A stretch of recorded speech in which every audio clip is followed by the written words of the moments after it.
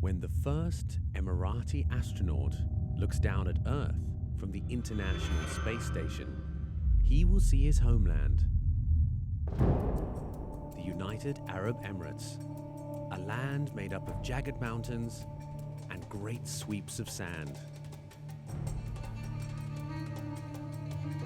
Since ancient times, the Bedouins used the stars to guide their journeys through the desert. In the 21st century, their descendants are looking up at the skies on a new pioneering journey. This time into deep space.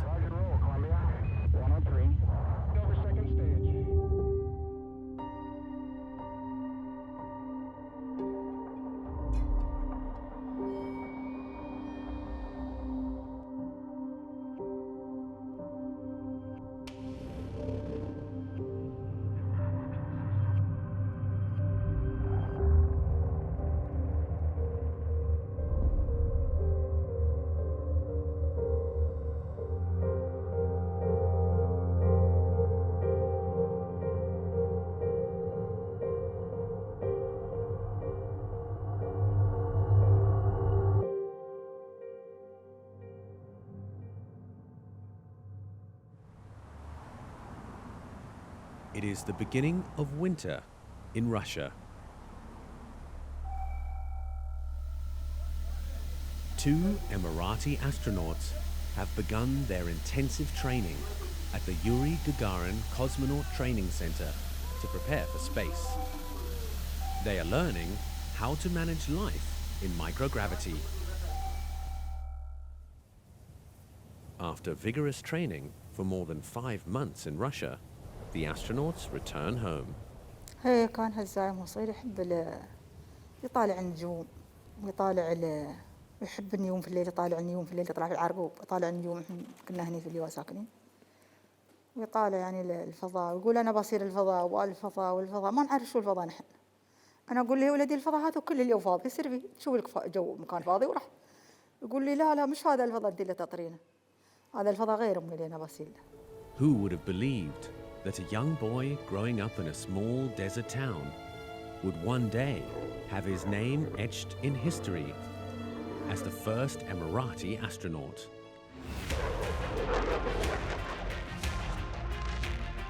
For many years, Hazza al-Mansouri served his country as a military pilot.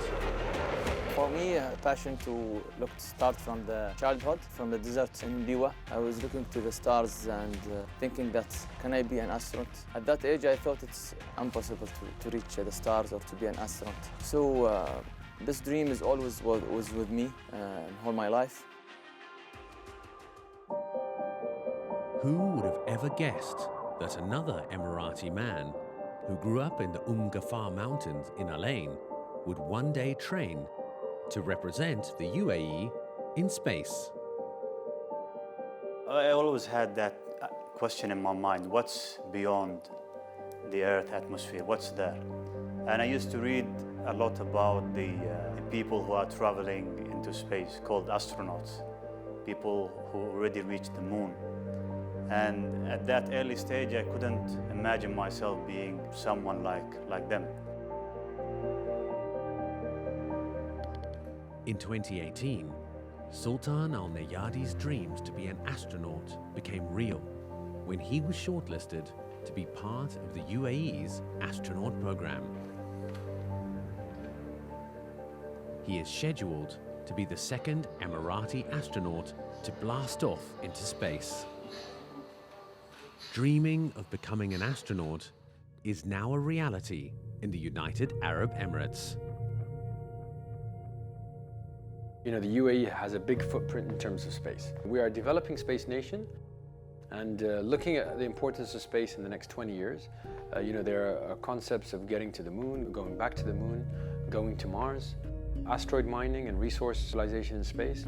These are areas that the UAE is very much interested in, and you know, you have to have a strong, solid base here at home to be able to even be thinking about participating in those things in the next 20 years. For over a decade, the Mohammed bin Rashid Space Center has embarked on an intensive journey. Their mission is to develop the space capabilities of the nation. Their ambitions and knowledge will take them through 600 million kilometers of deep space to reach and orbit Mars. So Mars is difficult, Mars is hard. 50% of the missions that have been sent to Mars have failed. And there's a lot of set of challenges that we have to think about. Mars, the fourth rock from the Sun, remains an enigma. The more we investigate, the more questions arise. Now, a young nation will attempt to shed light on the many mysteries of the red planet. The country is only 50 years old, but we are sending a mission to Mars. We have astronauts and we're building our own projects. So the inspiration that people got throughout the Apollo era in the 60s is now happening. This is our Apollo era.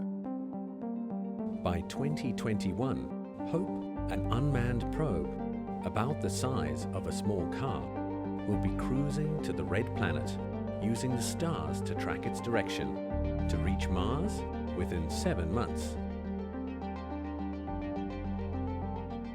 For the first time, the international community will be, and the science community around the world will be able to receive a holistic view of the Martian atmosphere at different times of the day, at different seasons. So the first time, the science community will be able to get this kind of data about the relationship between the lower atmosphere and the upper atmosphere of Mars, and the escape rates of hydrogen and oxygen from that.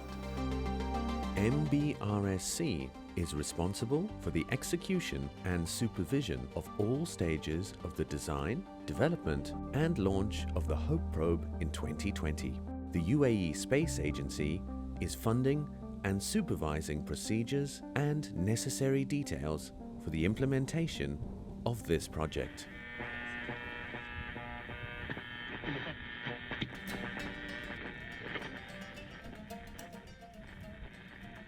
For hundreds of years, our ancestors lived and studied stars. Many of the stars are having Arabic names. We're just a continuation of what our ancestors started.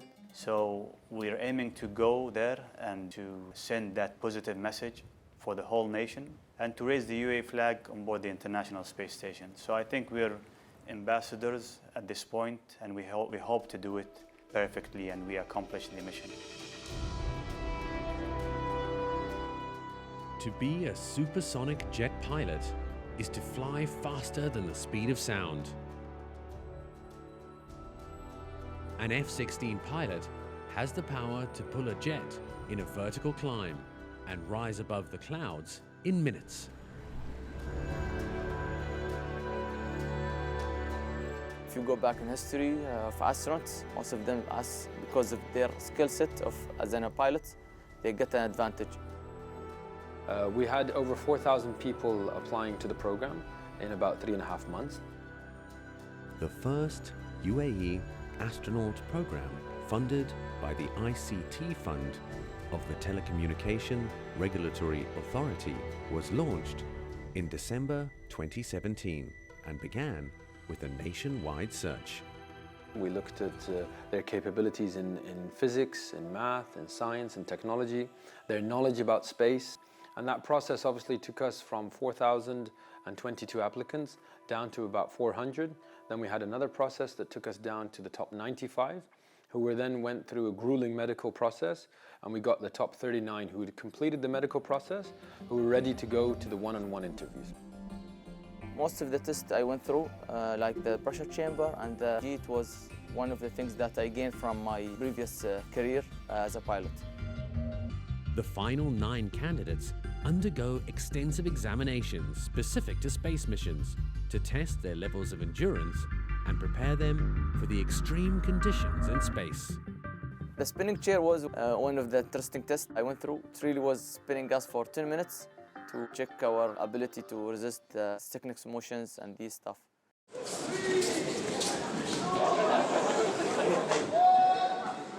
So I've practiced jiu-jitsu for almost 7 years now, and I think it helped me a lot. So one of the things that I found Jiu-Jitsu useful, during the test we've done the centrifuge.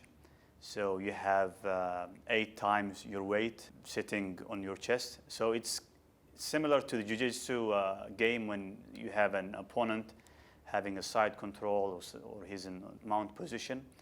So I felt during the centrifuge, I felt like I'm in a Jiu-Jitsu fight and I'm struggling to probably survive that person who's on top of my chest.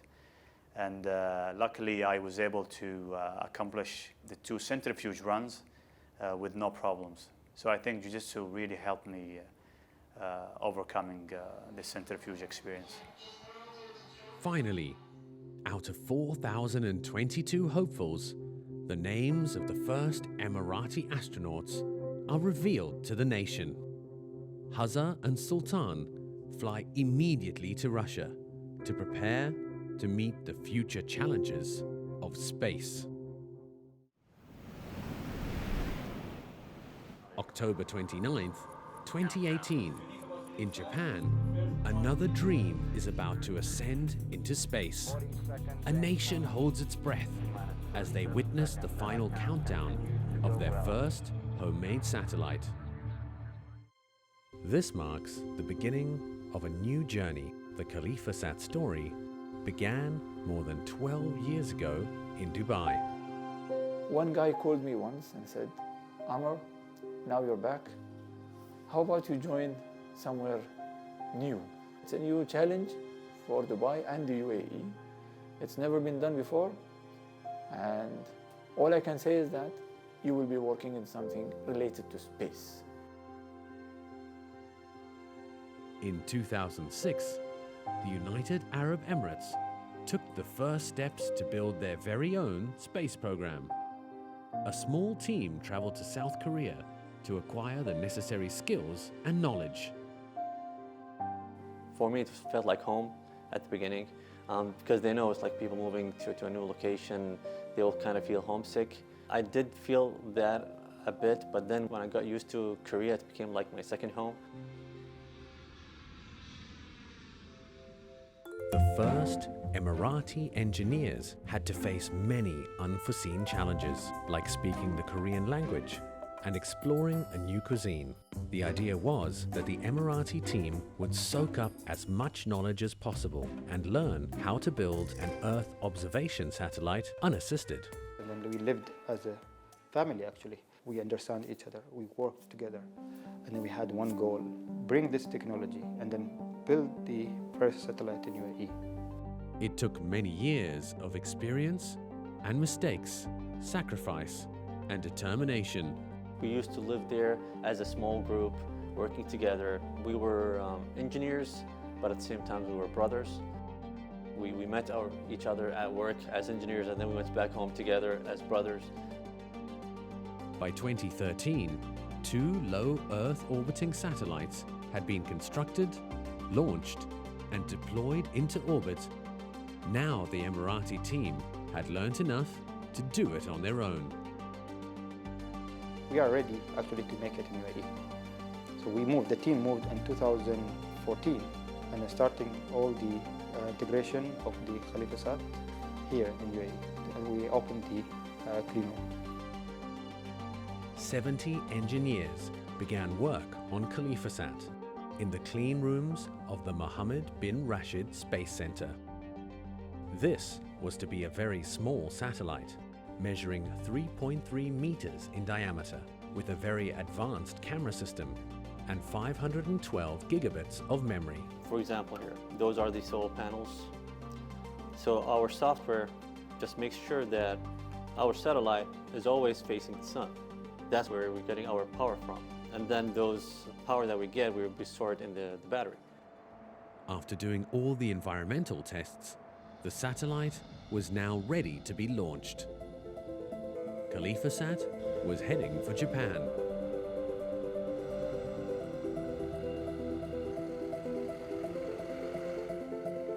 It went from airplanes to a truck to a boat, and all of this is done over 4 days, and until it reached Japan, the Tanegashima Space Center. On the 16th September 2018, SAT arrived at Tanegashima, Japan.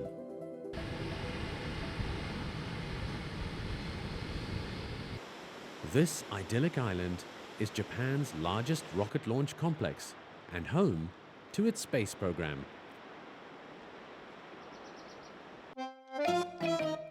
In Tanegashima, you can't forget about space. There appears to be a rocket lurking around every corner. This is a space town for serious space junkies, with spacecraft and space art squeezed into every street. The SAT engineering team arrive on the island to prepare their satellite for the final journey.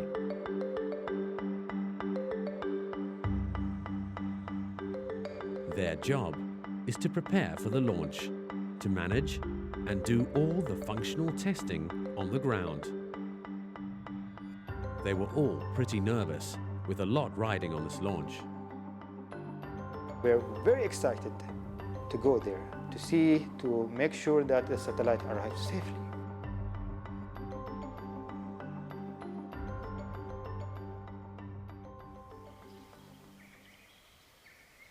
It is one day before the launch, and the team wake up to a perfect morning in Tanegashima.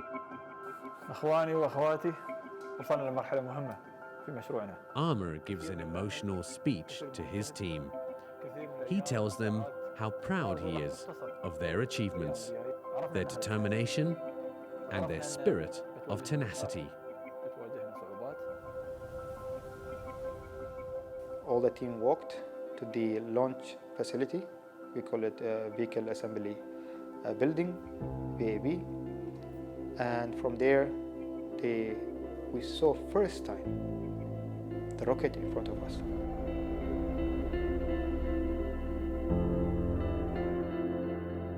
All our hopes were now put on this launch. And it was the last time we actually can feel the satellite in presence next to us, because the next day it will just fly to space. It was a moment of saying goodbye to the satellite, but at the same time waiting for it to go to its intended life, which is orbiting in space. The feeling, it cannot be described. And we were saying, okay, we're building a satellite. It's very tiny in front of it. And then it's inside there, our baby.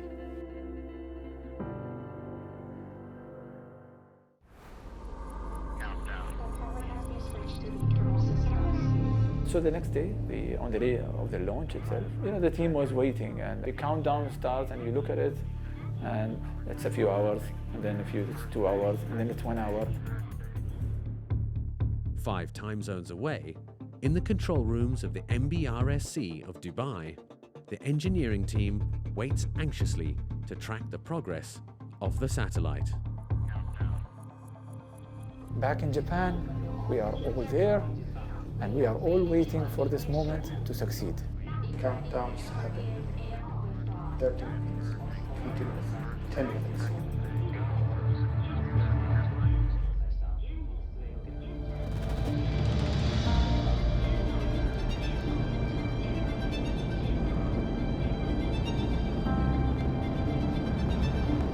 Everybody celebrated the launch, but still everybody was waiting. Are we gonna have the first signal from the satellite?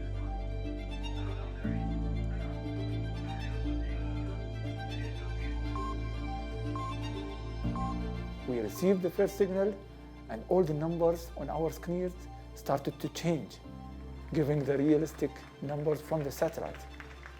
It was a great moment, when you look at the numbers changing, and you look at them and see they are the right numbers. So the solar panels were successfully deployed. The satellite was pointing these solar panels to the sun, and everything was perfect. It was a perfect moment for us. Everybody started jumping, everybody started clapping, and everybody was happy as we received the first signal, but we received it with this joy that everything went as smooth and as perfect as it could be.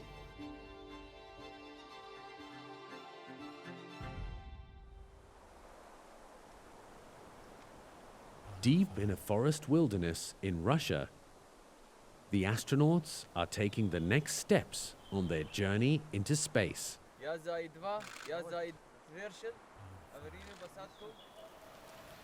They are learning skills to survive an off-course landing.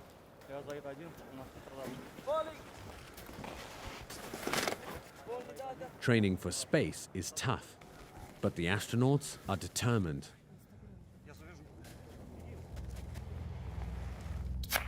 Their ancestors once looked up to the stars and space to guide them.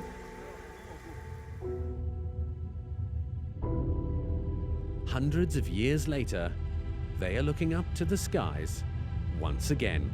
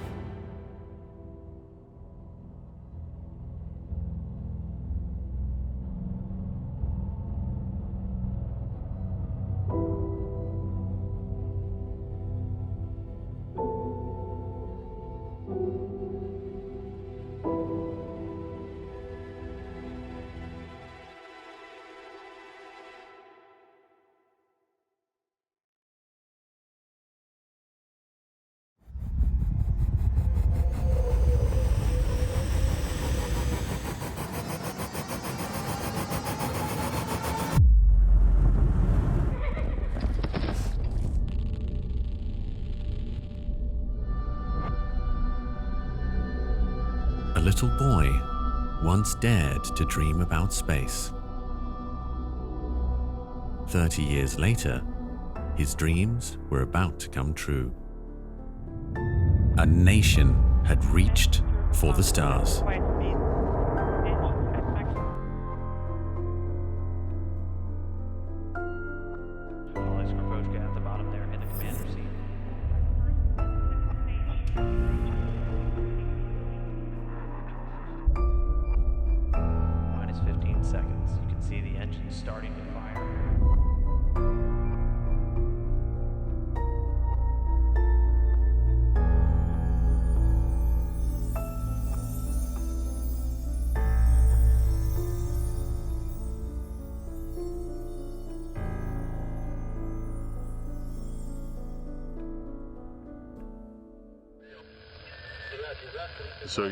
The Soyuz spacecraft draws near to the International Space Station. Continuing on its approach. So the hatch opening coming at 5. Then, after many checks, the hatches open between the vehicle and the space station. First to emerge is Russian cosmonaut Oleg Skripochka.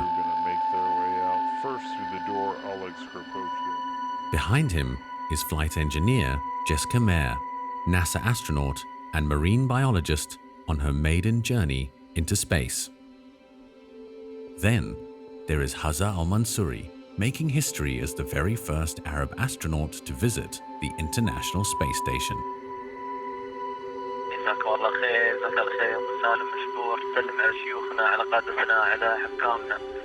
For us, really it's a dream. I mean, when you look at, we started in this room here. We had our interviews, and I remember Hazza coming in, very excited that he's part of this process, but also very nervous. Can he, is he going to be selected? Is he going to be part of that? And a couple of years later, I see the same person in the ISS speaking Arabic. He's got the UAE flag. He's got the MBRC logo. All I can say is, wow. I mean, that was really a dream come true. I am Hazza al-Mansouri, the Emirati astronaut, talking to you from the International Space Station. The next 8 days is not just a step into microgravity for an astronaut. It is a giant leap into the space era for an ambitious small country, the United Arab Emirates. As a youngster, Hazza spent time in the small desert town of Liwa. Here, deep in the dunes, he looked to the skies and dreamt of space travel. I've grown up with that dream chasing me in all my life.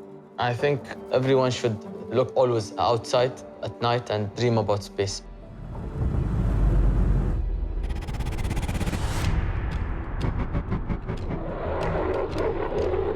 After graduating from an air college, Hazar joined the army and trained to become a fighter pilot.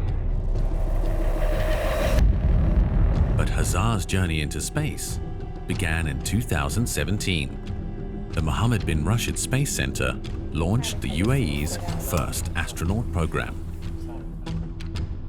News of the search for the first astronauts swept through an excited nation, and 4,022 candidates responded, including Hazar, who effortlessly passed the physical and psychological tests.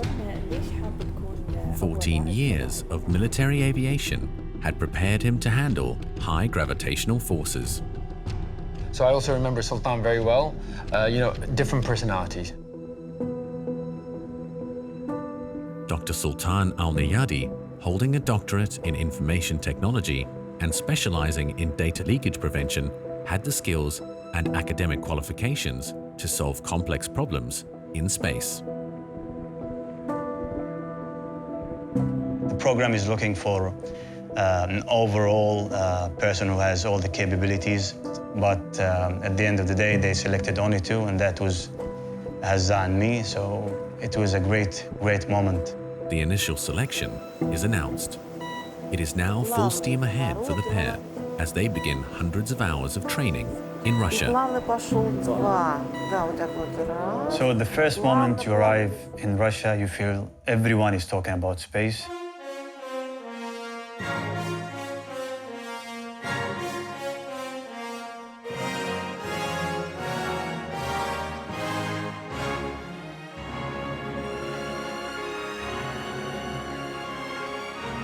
Hazza Al-Mansouri and Dr. Sultan Al-Nayadi are both selected to represent the first United Arab Emirates astronaut corps. In Star City, we are literally walking in an open museum. At the Yuri Gagarin Training Center, the two astronauts undergo daily intense workouts. Quickly! 10, 2, бегом, quickly! Their routines include vigorous physical exercises, preparing them for the challenges in space. So basically, space is really tough on the human body. And that's why we are focusing on strengthening the muscles and apply some force on our bones as well.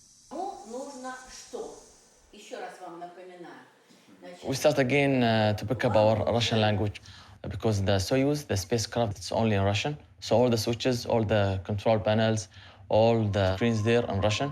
Понимаете, мы стараемся помочь друг другу и помочь Хазе в чем-то, и он нам помогает в чем-то, и у нас определенные отношения и взаимопомощь будет в любом случае. Hazar is assigned to fly to the ISS with the prime crew. Sultan is selected as backup crew.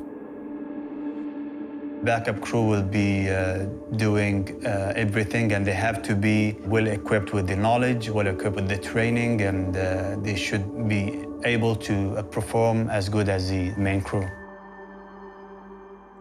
It is 3 months before their departure, and the crew prepare for the ordeals they might face. Soyuz MS-15 commander Oleg Skripochka will be flanked on his left by flight engineer Jessica Mayer. Now we're reviewing a lot of the really critical emergency procedures, and we're doing that with our specific crew. So Oleg and Hazza and I have had a lot of that training recently, what to do and how to prepare in case of a fire or a depressurization of the space station. Of course, since those are critical emergencies, we really need to make sure that our responses are very well choreographed and really practically memorized so that we know exactly what to do to keep us safe. Hazar eagerly embraces the risks of space travel, but coping with separation from his family is the hardest ordeal he must face.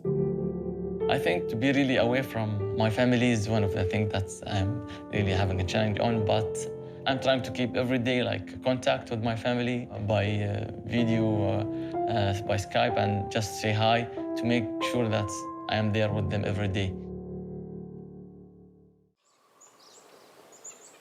15 days before blastoff, Having completed 1,400 training hours and 90 training courses, Hazar is ready to fly. The crew now depart from Star City and fly 2,100 kilometers to a semi-arid part of southern Kazakhstan. It is remote and sparsely populated.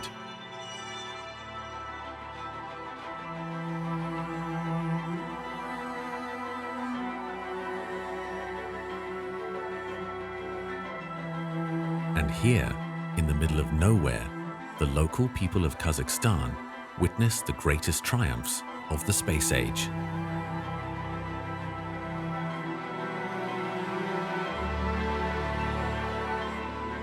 When the Russians pushed a man across the threshold, he was Yuri Gagarin, the astronaut the Russians lionized as the first... It was in Baikonur that the Russians chose to build a complex rocket launch site in the late 50s. Again, the Soviet Union takes the commanding position. This time... Today, this is the final staging post for Hazar.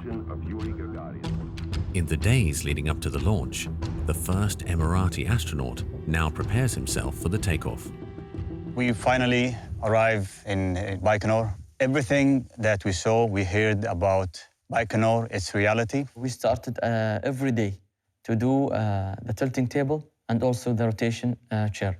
So the tilting table, actually, it's for making our body familiarize more with and adapting more to the fluid shift. This is one of the things that will happen to the astronaut body in microgravity. The prime crew and backup astronauts arrive at the assembly and testing facility at pad number 254 to perform the final fit check. They climb into the Soyuz capsule to ensure its readiness. Hazar and I see things a little bit differently than Oleg sometimes, just because it's our very first time. We'll sneak looks at each other and our eyes will be wide and we'll sort of share that moment together. And I know that that's going to be the way it is for the actual launch as well. I'm just waiting for that, peering over at Hazar when we finally take off and experience weightlessness for the first time and all of those big moments. This is the second to last day before takeoff for Hazar and his crew. They follow the launch procedures line for line for what will be the last time. And after that, we went to the simulation. It's a small laptops simulating our rendezvous procedures and also our docking procedures. Space travel is punishingly dangerous. There are risks to an astronaut's life. What I think he's going to be feeling on the day of launch is an extreme amount of excitement. He might have a hard time sleeping the night before because he'll be so excited about launching in space. I don't think he'll be in the least bit afraid, maybe for a few minutes. So it'll be a wonderful mix of emotions, mostly, though, excitement about his first launch. I'd be lying if I tell you I'm not scared. I'm a human, and I feel scared. But I'm prepared for anything could happen to me. 48 hours before blastoff, big crowds gather and witness the rollout of the rocket towards the launch complex. Then, the 4 green arms ensure the rocket is positioned properly.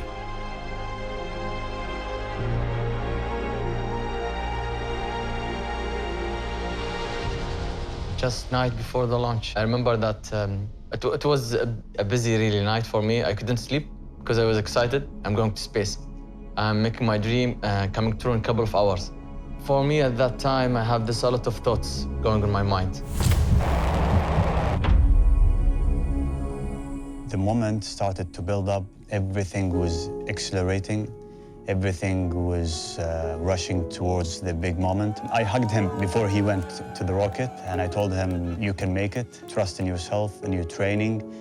Trust that everybody is praying for you at this moment. Yeah, I think he went there and he was waving.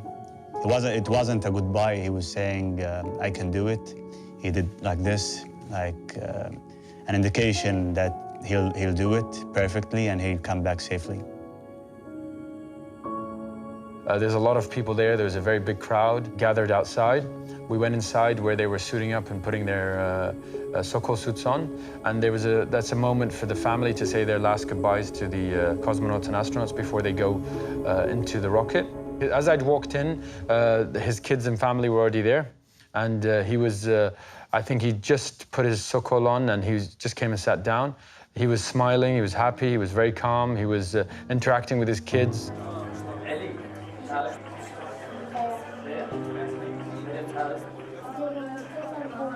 I was behind Hazza. I was actually filming him, and it was really emotional. So I'm trying to just cheer them up. You know, maybe they're afraid or something. So I'm trying to just smile and wave, but inside me there's a lot of thoughts. You know, I'm happy and I'm leaving my kids, and at the same time I'm making my dream come true. The crew make their final journey to the rocket. We arrived just before the astronauts arrived. And then Chairman Hamid Abed Mansouri held Hazza from one side, and there was a Russian trainer colleague who held him from the other side, which is tradition. And then they walked up into to the stairs and said basically their final goodbyes before they got onto the rocket. We just went to the ladder. We wave again to everyone, and then we went to the elevator going up. At that moment, I was looking outside, looking to the horizon, and then said to myself, the next time I will see the horizon, it's from space.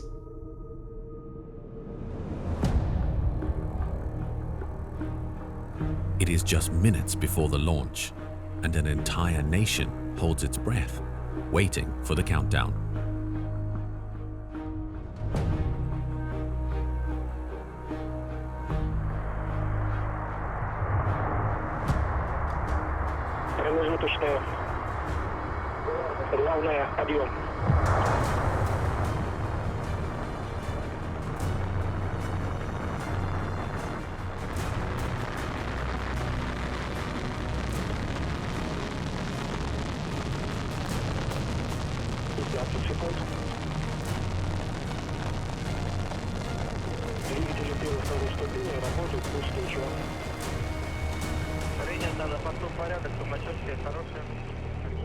Propelled at speeds of 25,000 kilometers per hour, the Soyuz, now chasing the International Space Station, crosses the divide between Earth's atmosphere and space.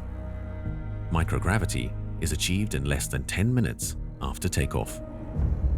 So we are just orbiting around the Earth, and we are observing like day and night, day and night. I saw the ISS. It was really amazing. It was a small dot inside the screen, and then it's getting bigger and bigger as we're getting closer. We heard our friends on board the station welcoming us through the comm, and they asked me, cosmonaut Alexei on board the station, Hazza, what do you want to drink?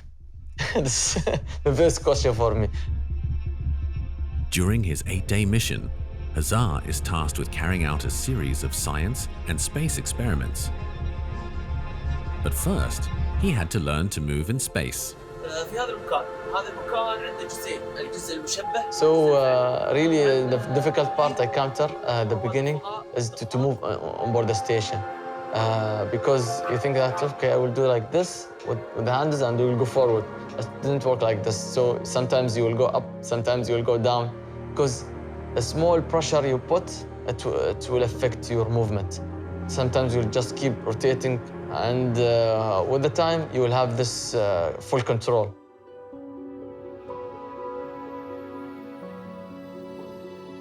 On his second day aboard the ISS, Hazza has a direct line to His Highness Sheikh Mohammed bin Rashid Al Maktoum in the MBRSC. Hazza, أول شيء الحمد لله على السلامة وشعب الإمارات يفتخر فيه.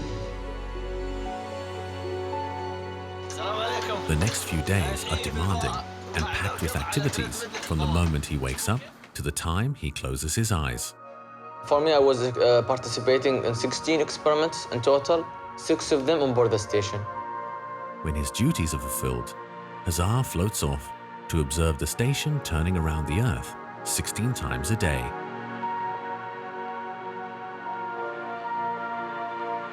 Eight days pass in the blink of an eye. The mission is over, and it is time to bid farewell to his Astro family.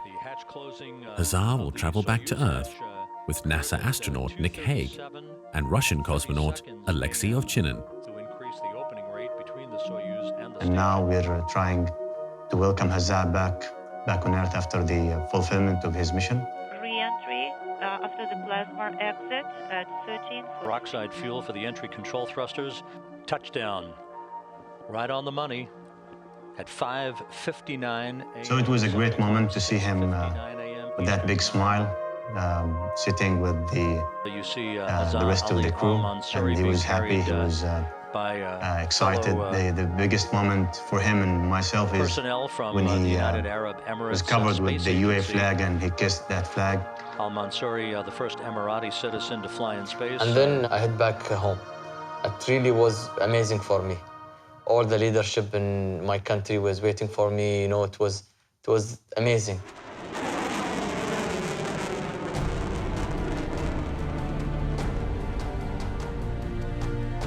The astronauts returned to a hero's welcome, greeted by Sheikh Mohammed bin Zayed, the Crown Prince of Abuظbي, and their proud nation. I cannot describe it. For me, I want to cry at that point, but I have to be looking like as a hero at that point. So I just hugged everybody, happy to see them, to see my kids also again, you know, a moment that I will not forget. I achieved the goal of our nation to send astronauts, one from their country to up in space. So mission one accomplished.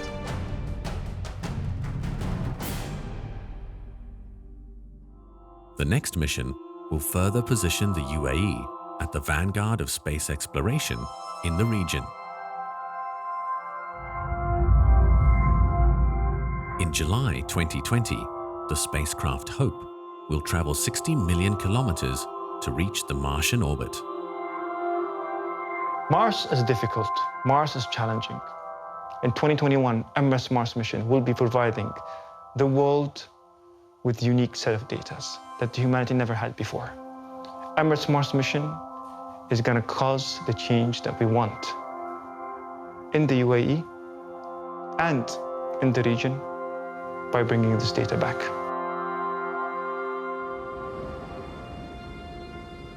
The astronauts continue their quest to inspire a new generation of explorers. Their words echo through classrooms around the Arab world.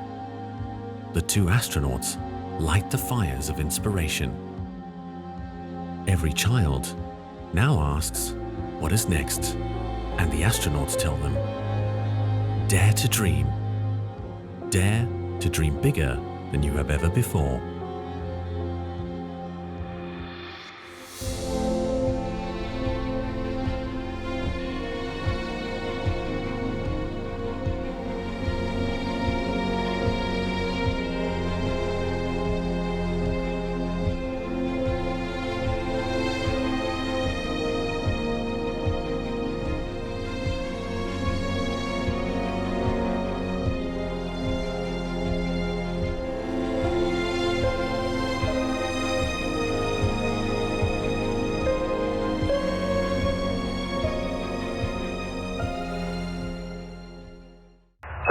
Contact with a dash 1. This is internal. 2.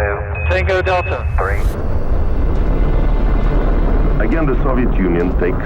On December 2nd, 1971, the Soviet team's first human-made space probe landed on Mars, the red planet.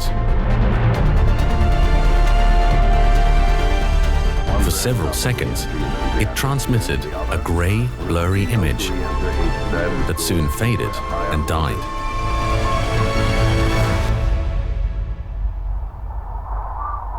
Coincidentally, on that same day in 1971, in a desert on planet Earth, the United Arab Emirates was born.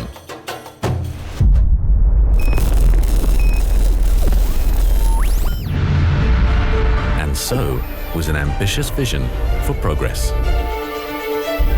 Who could have imagined that within 50 years, a small trading post would rise rapidly to become a global player, sending a spacecraft into outer space to reach Mars?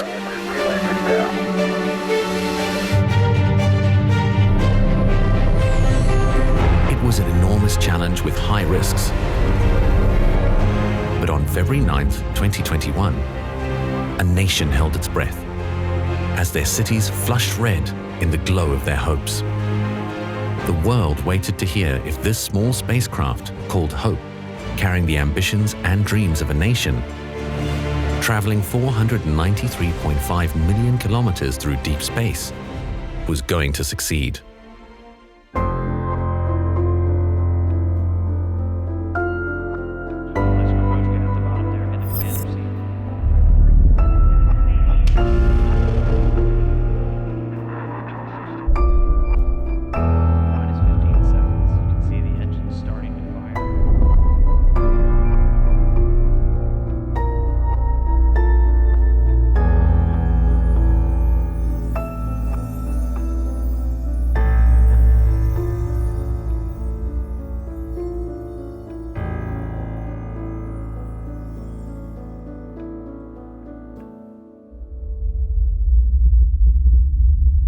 Mars is the red planet,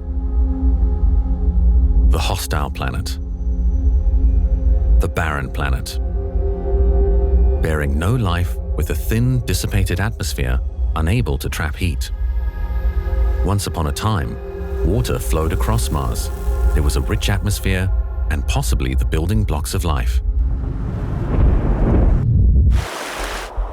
Then, 4 billion years ago, the atmosphere began to cool, and the planet became a cold, barren desert lashed by dust storms that rise up and shroud the entire surface.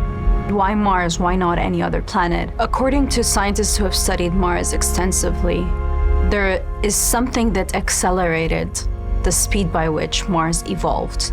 There's various theories on what the acceleration happened, but an acceleration did happen. There are too many unsolved mysteries about Mars.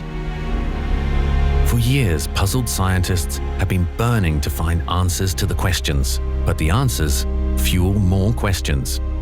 Mars is tough, Mars is difficult, Mars is hard, Mars is far, and Mars is red. An Emirates Mars mission will help us reach there and gain unique data about that red planet.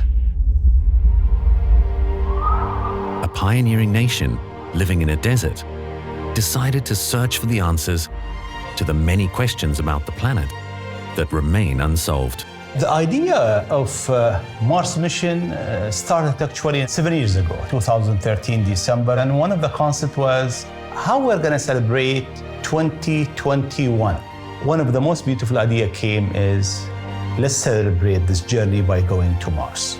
The first day that I was pulled in to work on answering the question of whether or not we can go to Mars, which was in late 2013, that for me was a very surreal experience to put together a good understanding of a planet. I never actually thought that one day I will work on a Mars mission. And then all of a sudden I was asked to lead this mission that goes into deep space. However, the purpose of this mission is not to reach Mars, but actually to create a big impact in the UAE, to inspire or to actually ignite or be a catalyst for the development of an advanced science and technology sector in the UAE.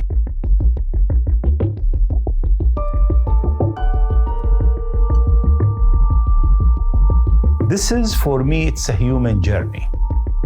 This is what civilization can do at the end of the day. So for us, we are moving this mission, and it was built in a desert, and it's moving to another desert, which is a Mars desert. And hopefully, this can inspire youth in this part of the world. The satellite was to be called Hope. The goal of the Emirates Mars mission was to build the most comprehensive picture of the Martian atmosphere in a way that had never been done before.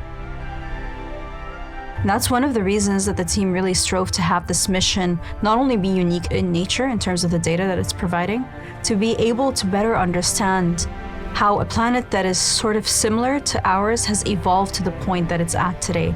From a planet that had a much thicker atmosphere, a planet that had one of the sources of life as we understand it, which is water on the surface, to one that is the arid, dusty planet that we see today. The journey began in 2006 when a small group of young Emiratis left the UAE to arrive in South Korea to be part of what was to be a technology transfer program. Within a few years, the team had designed 3 groundbreaking satellites. By 2019, they had sent their first astronaut, Hazza al-Mansouri, to the ISS. But now, the biggest challenge lay ahead. They were to embark on a journey into deep space, within a time period to reach Mars. But the quest to the red planet began in 2014. We had only 7 years ahead of us to be able to deliver the mission, which is a challenge by itself, because missions like this usually take between 10 to 12 years to develop. Launching to Mars, the opportunity comes up once every 2 years.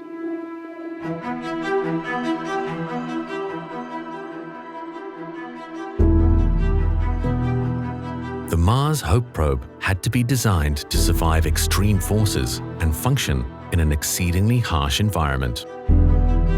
It would have to accelerate over 40,000 kilometers an hour to escape Earth's gravity. It would then have to be resilient enough to travel across the solar system at speeds more than 126,000 kilometers per hour. And the young team had to build on the knowledge of those who had gone to Mars before. No single nation built a mission to explore deep space based on its own knowledge. They had to learn from other countries. And then we spoke to the folks at LASP, Mike McGrath, who headed up the engineering team there. Then we started to tell the tale of we're going to work with a country halfway around the world and build a spacecraft. And there were some wide eyes when we went back to the university.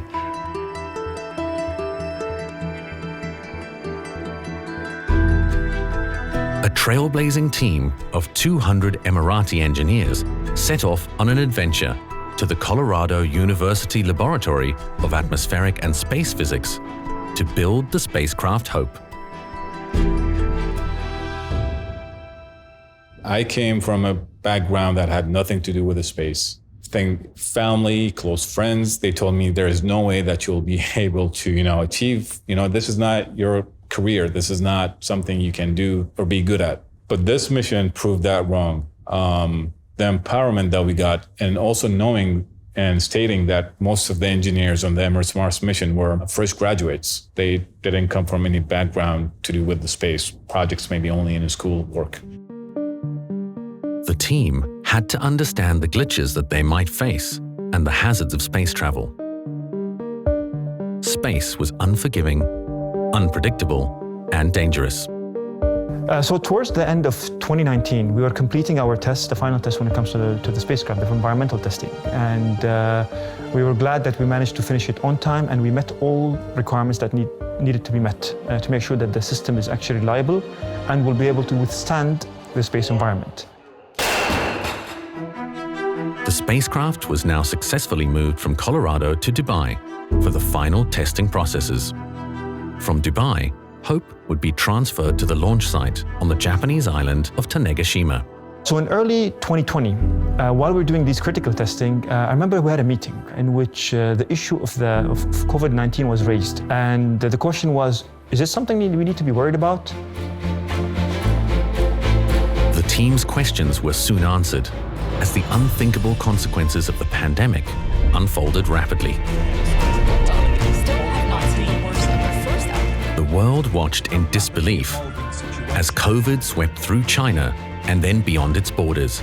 It seemed to be an alarming and complicated disease. The situation looked slightly different than the past. So we thought, okay, you know what? We maybe need to start having discussions about what will happen if all countries went into a full-on lockdown. What will happen if the whole world shut down because of this situation? The outbreak was considered an international emergency. Countries were now imposing lockdowns on their citizens, and travelers were barred from entering. Flights were stopped. and the Mars mission appeared to be fighting the odds to survive. But basically, so what we decided is to ship the spacecraft 3 weeks earlier than planned. The spacecraft was sealed in a special container and carefully and slowly transported in a lorry from the Space Center to the airport. This 45-minute journey now took 12 hours. Hope was going to arrive ahead of schedule in Japan to ensure it would make the launch window from July 14th to August 3rd. A specialized team accompanied the probe. They now had 80 days to prepare the spacecraft for takeoff. I think once we landed in Japan, I felt like this is an achievement. We made this in such hard times where borders are closed, where no one is flying. And we arrived in Tokyo and stayed for 2 weeks and self-quarantine to make sure we're not having any disease or having fevers before we enter the Tanegashima Island. Then we split in 2 teams. One team flew to Nagoya and one team flew to Tanegashima. The road to Mars remained full of hard challenges. The team would soon have to make some even tougher choices. Once the spacecraft reached its destination, the engineers performed the final checks and prepared the vehicle for its takeoff. But now, another great challenge lay ahead. This time, it was the weather. And the clouds weren't cooperating. The forecasts were pretty dismal. It didn't seem like it was the day to launch. The spacecraft was placed on the rocket, and basically the rocket was going to be rolled out onto the launch pad. So people were looking forward for good news, and everyone was excited about that launch on the 15th of July. However, Mother Nature forced us to postpone the launch.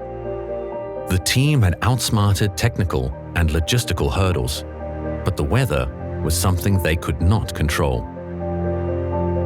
A delay like this would mean that the mission would be postponed 2 more years. Regardless of how much you control your surroundings as much as possible. And we kept on checking forecasts day after day after day, and the weather was getting worse and worse and worse, and the conditions weren't getting any better. You're making decisions based on a lot of unknown and then explaining it to the public, especially here in the UAE. We've never done this before. It was touch and go whether Hope would manage to launch. The weather continued to be unpredictable. The small window to launch the satellite was closing. A nation's dream was slipping, and then the clouds cleared, and there was that moment of possibility. 20th, even though basically we were not sure if we'll be able to make it, that opportunity came up. There was a very small window that we had. Basically, if we literally waited for another day, I don't think we would have been able to launch. Coming onto Tanegashima Island a day prior to launch was a pretty stressful endeavor at that point. The team has put quite a remarkable feat to get us to that point during the height of the pandemic. Being in relative lockdown on the island, working towards delivering this mission on time and to the launch site. There was tension. Everyone was acutely aware of the small window of opportunity to launch the spacecraft. The Emirates Mars mission had to leave Earth during a relatively brief launch window, and this is because Earth and Mars were now close to each other, an alignment that would only happen every 2 years.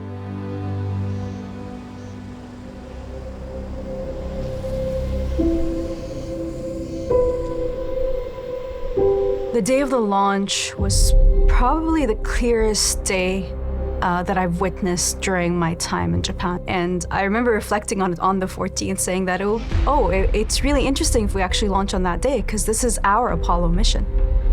This is our mission to the moon. This is our moonshot. We had the first countdown in Arabic for the launch, and the launch took place successfully. 6 5 4 3 2 1 إطلاق.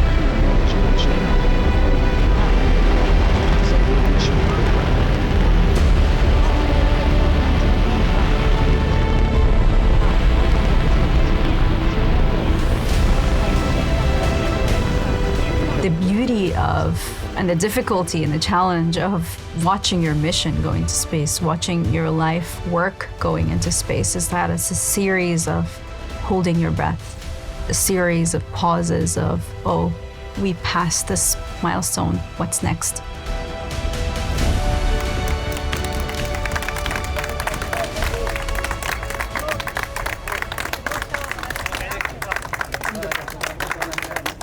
The first challenge is liftoff. Once you get liftoff, it's separation off the first stage of the launch vehicle, and you're waiting on data to come back first from the launch provider, which you get within a couple of minutes. And then we needed to wait for a bit of time. And the signal we wanted to get is first radio signal. After separation, there is the deployment of the solar panels. There is a sigh of relief as Hope starts its journey to Mars. This is a culmination of a 7-year effort working with 200 engineers and researchers. Ahead of the spacecraft lies a 493.5 million kilometer journey, full of unknowns and perils. But the team are very confident things are going well. On a metal piece of the probe is written, "The power of hope shortens the distance between Earth and sky." On it is the flag with the slogan, "The impossible is possible." And the team hope that the craft will enter orbit on February the 9th. A sketch on a paper to the spacecraft that's today in space that has gone further than any spacecraft that this region has ever launched. We'll one day have a spacecraft heading towards Mars that's now floating in space way beyond Earth orbit that you cannot even real-time communicate with it. 7 months later, the 493.5 million kilometer journey is about to be either victorious and lead the UAE to new frontiers in deep space, or end. Everyone knows that Mars has been a graveyard for many missions. On August 20th, 1975, the first Viking spaceship. 2 weeks later, there was a second Viking launch.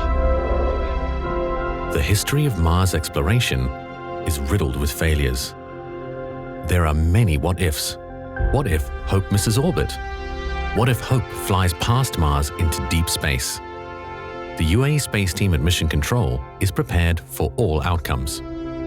In the UAE, now glowing red to celebrate their ambitions. Tensions run high as the probe prepares itself for the Mars orbit insertion. So when we started the Mars orbit insertion process, it started at 7:31 p.m. UAE time. However, there's an 11-minute delay, one-way communication with the spacecraft. So we had to just wait and watch. There's nothing we can do. Again, it's just laws of physics. When we're going to approach Mars, we will have to slow down the spacecraft. And in the event of slowing down the spacecraft, we're going to consume a lot of fuel for kind of the braking event. For the next 27 minutes, the spacecraft performs a complex maneuver to position itself for the orbit entry process. The burn begins. The Delta V thrusters now fire full steam. The craft descends into Mars orbit. By that time, basically, the whole team knew that we reached Mars, but they were waiting for me to announce it, and I was still in shock. And I had to take that deep breath and basically announce the mission, that the mission actually reached orbit successfully. And for 15 minutes, a nation holds its breath. Then, a signal confirms success. A wave of victory and pride washes over the UAE. I was saying my heart was smiling. It was, I had to stay cool, but I was over Mars. I was so happy. I was still in that status of shock, and I'm like, I saw the 7 years that passed in front of me like a second. What the UAE did to reach Mars was unbelievable. The model that the UAE took, the approach that the UAE took, no other nation took. A nation looks up at the stars, like they did for thousands of years. They see Mars. They see space. Their dreams are infinite. This is just the beginning.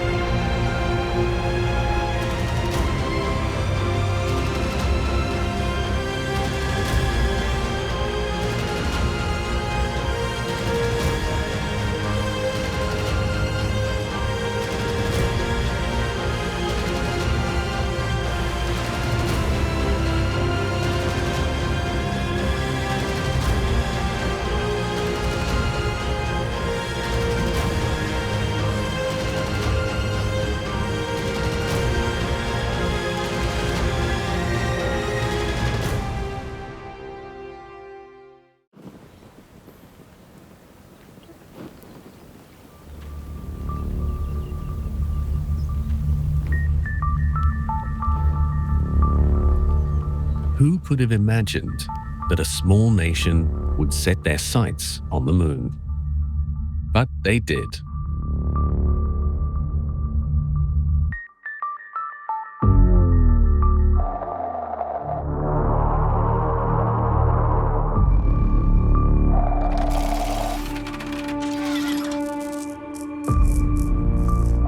In July 2022, inside a small robotics research site on the outskirts of Dubai, a team of Emirati engineers applied the concluding tweaks to the first ever Arab-built lunar spacecraft.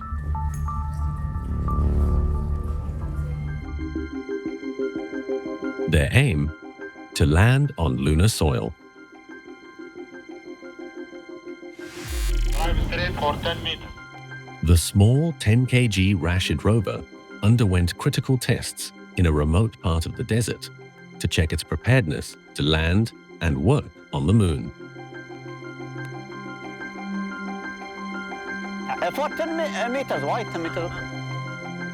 Drive straight for 10 meters.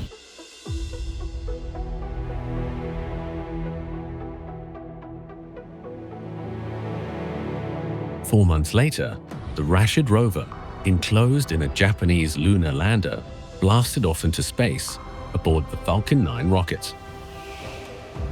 The lander separated from the rocket and was injected into its transit orbit to begin a 4-month journey to our closest celestial neighbor.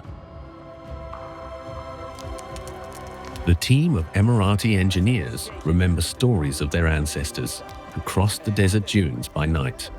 Decades later, the moon still guides them, this time on a new and high-risk journey. Who would have ever thought this was possible?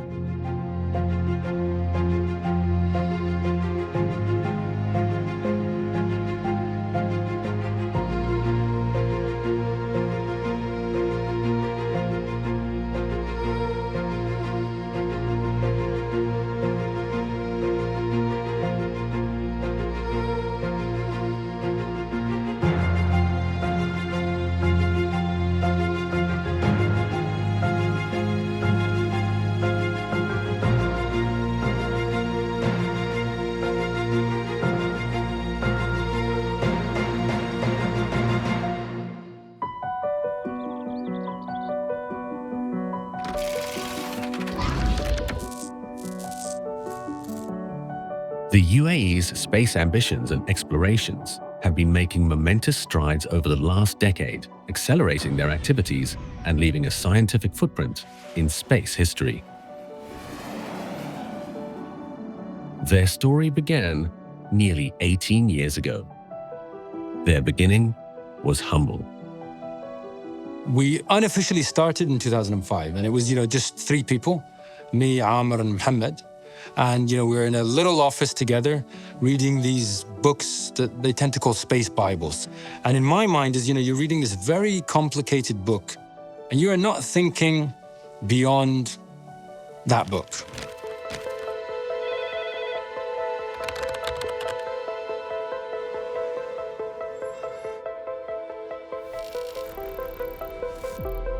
And then fast forward close to 20 years, we're going to Mars. We're going to the moon.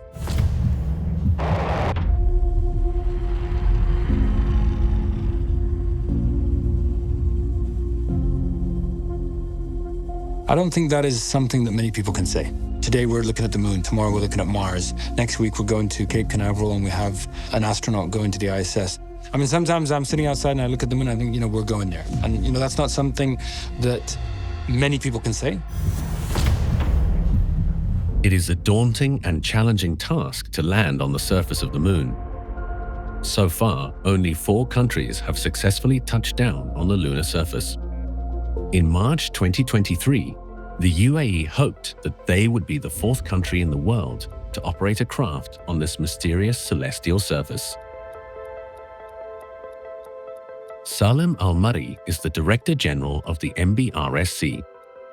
Today, he visits the clean room to observe the final assembly of the Rashid rover before they send it to Toulouse, France, to complete a series of environmental trials before the launch. The team will soon have cleared all the decisive tests and excitedly await the launch pad rollout, the liftoff, and the rover's space journey to the moon.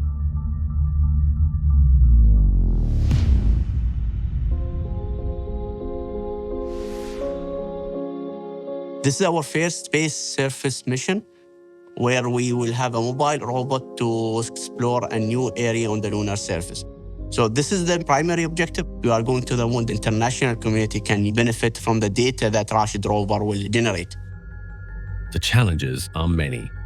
The lunar surface is harsher than that of Mars.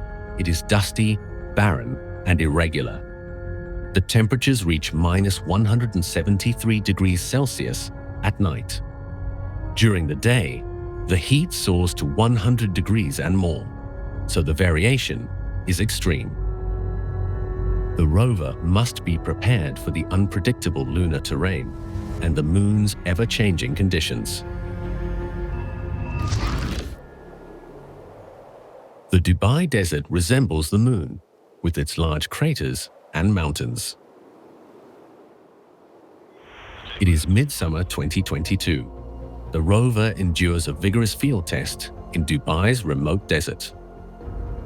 The team now monitors the lunar spacecraft's mobility and communication systems. The Rashid rover will move 10 centimeters per second whilst on the moon. The engineers confirm its ability to negotiate the dunes.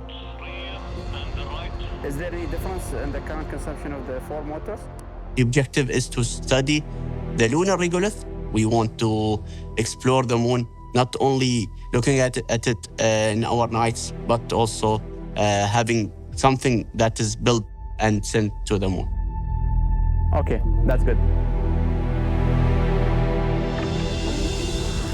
The rover, with its unique design carrying 6 instruments, intends to collect and send data and images back to Earth to expand our understanding. Rashid aims to investigate the thermal properties of the lunar surface. They will also gather information to understand the formation and components of the lunar soil.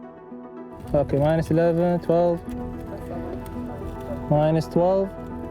Rashid is equipped with 2 high-resolution cameras, allowing the team to study the geology and the different textures on the lunar surface.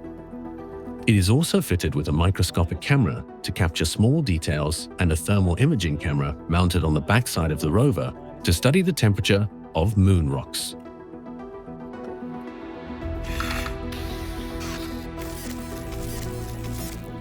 The rover's journey to the moon will take 4 months, following a low-cost trajectory. So we are taking rather than a direct route, which would usually be about 3 days to the moon, we are taking a fuel-conserving orbit, which is basically going way beyond the moon, going 1.5 million kilometers away, and then looping back to Earth, coming very close to Earth, and then using this gravitational pull or push to go faster and then push ourselves towards the moon. This whole process will take about 4 months, and we expect to land around mid-April, end of April timeframe. 4 months after the Rashid rover is on its way to the moon, another significant space achievement is unfolding. In Florida, USA, an Emirati astronaut is preparing to leave Earth and travel 420 kilometers to the ISS. This journey will position Sultan Al Nayadi as the Arab world's first long-term mission specialist. Another manned space journey is about to glitter the sky.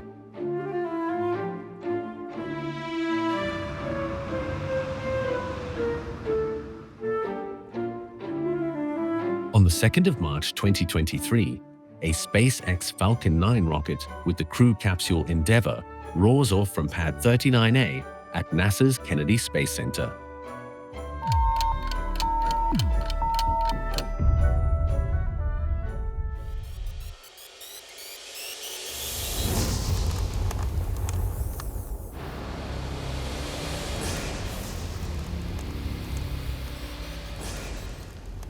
أخوي سعود، السلام عليكم جميعا. محدثكم سلطان النيادي من محطة فضاء الدولية. This was to be the longest Arab space mission yet. Sultan al-Nayadi was about to spend 6 months in the orbiting space laboratory. Years of training have prepared him to become the first Arab to perform a spacewalk. His journey began 6 years ago in Dubai.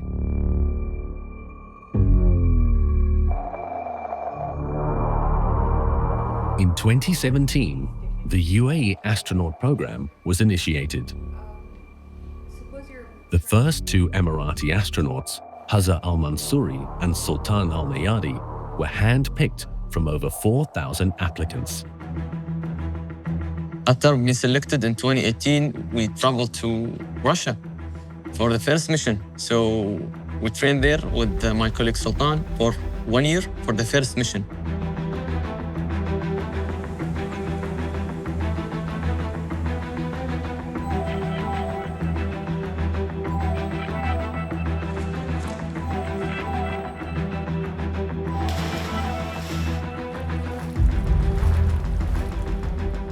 Hazza carved his place in the history books and took the title of the first Emirati in space.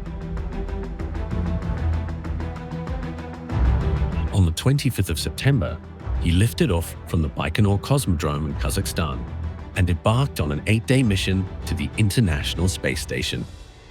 It was really great just to go to the International Space Station, to talk in Arabic there, to conduct experiments, to work with different astronauts from different countries, to share with them this unique environment, living in space, and to share with them the science, the other things that we did on board the station, to maintain the station for a longer duration. Re-entry after the plasma exit at 13:46. Touchdown, right on the money, at 5:59 a.m. Central Time, 6:59 a.m. Eastern Time. So his return was special. I know I was there when he came out of the capsule and we picked him up and we saw that he's safe and secure. Those, I can think those are emotional moments and happy moments for us.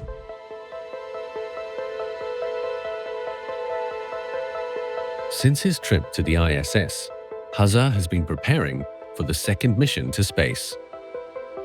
So on this one, I am going to be the backup. So I'm helping Sultan as a backup, training together. So the idea is to make one together, all of them together, like the bubbles.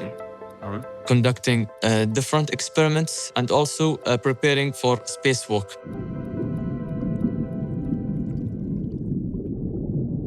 Sultan and Hazza arrived at the Johnson Space Center in 2019 to prepare for the demands of living and working in zero gravity. By 2021, Sultan has now undergone over 90 courses, and his instruction has exceeded more than 1,400 hours. The 2 astronauts completed a year of underwater training in the Neutral Buoyancy Lab. This challenging training equips them with skills to perform a spacewalk. The MBL is a very unique place. It's a large pool, I would explain. It's a place where we have a full mock-up with the ISS underwater.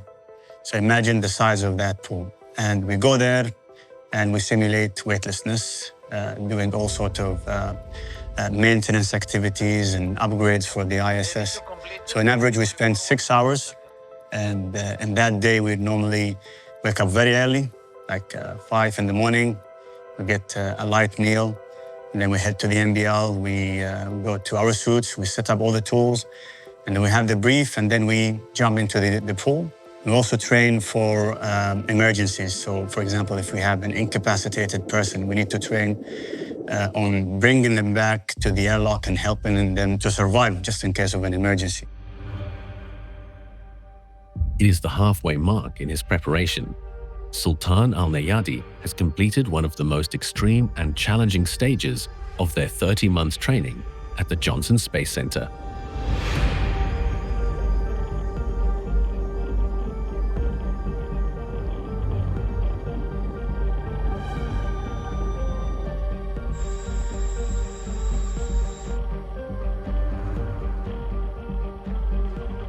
Sultan needs to acquire flight techniques and cockpit management skills.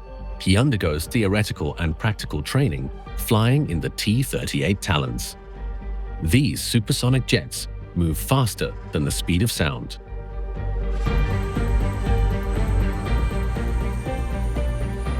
To qualify as a pilot, he must learn to travel at speeds of Mach 1.6, experiencing over 7 Gs, which is 7 times the force of gravity, enough to make an average person lose consciousness. He also has to accelerate and climb from sea level to about 30,000 feet within 1 minute in the T-38 jet. It is now 30 months to go before liftoff. Sultan is qualified to plan, navigate, and conduct flights using onboard instruments. He is also preparing to handle any emergency. I won't call it fear, so you respect what you're doing. You respect that this is a very critical and very hard thing. So if you go there equipped with knowledge, with training, all possible scenarios, I think you can get respect to what you're doing, and you'll be able to overcome any difficulty. At 10:40 a.m. UAE time, 420 kilometers above Earth, after traveling for 24 hours, the crew endeavors to dock at the orbiting space laboratory. A faulty sensor on a Dragon spacecraft hook somewhat delays the docking process. The ground team troubleshoot the problem. 23 minutes later, the craft moors itself to the ISS. The Dragon hatch opens and the crew float through to enjoy a hearty welcome. The UAE is now the 11th country in the world able to send an astronaut on a long-term mission in space. I can't be happier than this. I mean, seeing old friends in space, gathering as a big family. This is the essence of space exploration. When we first started, we were talking about long-duration missions. A lot of people laughed, actually. They say, that's not something for you guys. Long duration is for the countries that built the International Space Station, for the countries that have those facilities. Well, today the UAE is participating in that. The UAE is going to be the 10th country to send astronauts for a long-duration mission. So I'm very excited about this mission because I think this is really where the UAE is saying that we are an active and contributing player to human spaceflight. After 16 years, now we have 3 Earth-orbiting satellites, we have a Mars mission, and hopefully we have a rover and a mission to the lunar surface. The tension is mounting. The Rashid rover is scheduled to land on the moon by April 25th. It has about 1 week to go. The rover has moved 1,376 million kilometers into deep space. The Hakuto R Mission 1 lander has traveled to its furthest point from Earth into deep space. The team is cautiously optimistic. Moon landings are high-risk endeavors.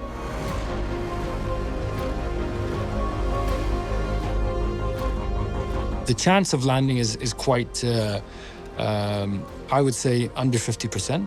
But landing on the moon is very difficult because there's no atmosphere there. And everything has to be powered, and everything has to be done at split-second timing. So all of these elements are risk potentials, but without any risk or a potential chance of failure, you're never going to do anything. So we take these risks, we push the envelope to develop small, innovative, and cost-effective solutions, and let's see what happens. Moon landings come with a high possibility of failure. There have been 30 soft landing attempts, and more than 1/3 of them have been unsuccessful. 200 feet. 100 feet per second. 100 feet. This is MBZ. On April 25th, 2023, the lander decelerates from orbit in a high-risk dance of synchronicity. The rover, moving at 6,000 kilometers per hour, must reduce velocity to attempt a soft touchdown at 8:40 p.m. Now we lost the communication. Our engineers will continue to Unfortunately, the team lose communication with the lander. They now face the inevitable conclusion that the spacecraft has crashed. The moon has claimed another victim. There is disappointment for a tight-knit unit who have spent years working on this project. But everyone knew the risks. A Japanese proverb says, "Fall down 7 times, get up 8." And that is the spirit of resilience that will make the team try again.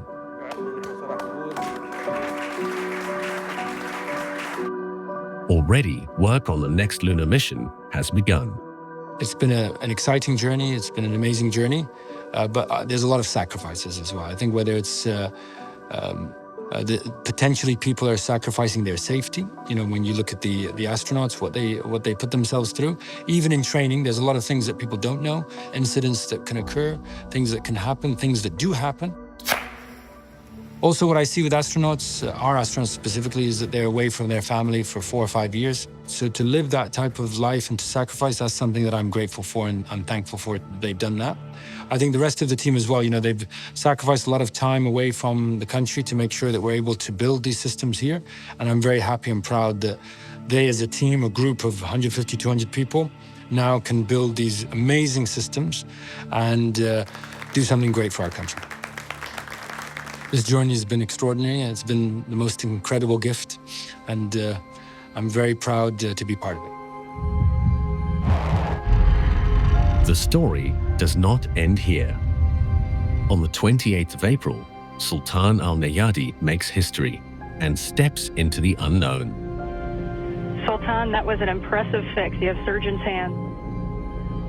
He is the first Arab to perform and complete a 7-hour spacewalk. The Emirati astronaut, tied to a tether, floats into the darkness of space, some 400 kilometers above the Earth.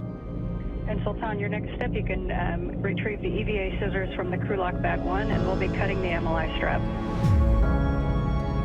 On the 4th of September, Sultan Al Nayadi returned to Earth. The capsule landed off the coast of Florida.